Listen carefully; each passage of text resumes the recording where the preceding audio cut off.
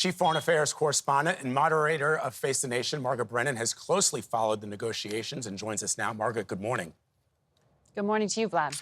Based on your reporting, Margaret, what can you tell us about how this deal came about? Vlad, this was a very small group of negotiators over the past 7 weeks. It's been really intense pressure being exerted here. The U.S. was talking to Israel's leaders, its intelligence agency, and it was Qatar that was the conduit to Hamas. Egyptian intelligence also helped. So together, they put pressure on Hamas to provide proof of life for the 50 civilians expected to be first released. And then they got Israel to agree to allow in cooking oil and fuel for hospital generators to run and to release those Palestinian women and children from detention centers.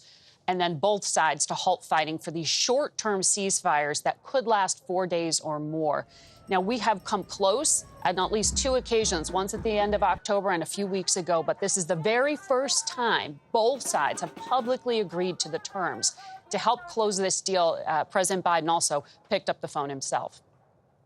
And so, Margaret, what do the phases of this deal entail?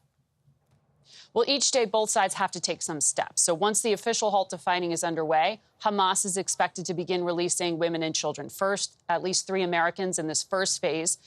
As I said, they provided proof of life for at least 50, but it is believed by the U.S. that Hamas could potentially release more civilians. Those men and foreign passport holders and soldiers would be in later phases. So Hamas has an incentive to continue releasing people because the halt to fighting will be rolled over, extended each time. Israel said for every 10 hostages, 1 more day of ceasefire.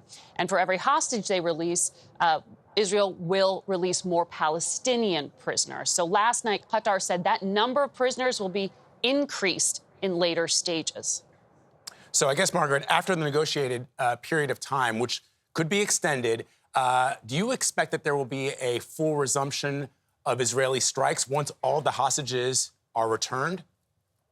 Well, Israel's prime minister said the war's not over, so he's signaling the potential full resumption. And it has been one of Israel's concerns that in any kind of pause, Hamas could regroup.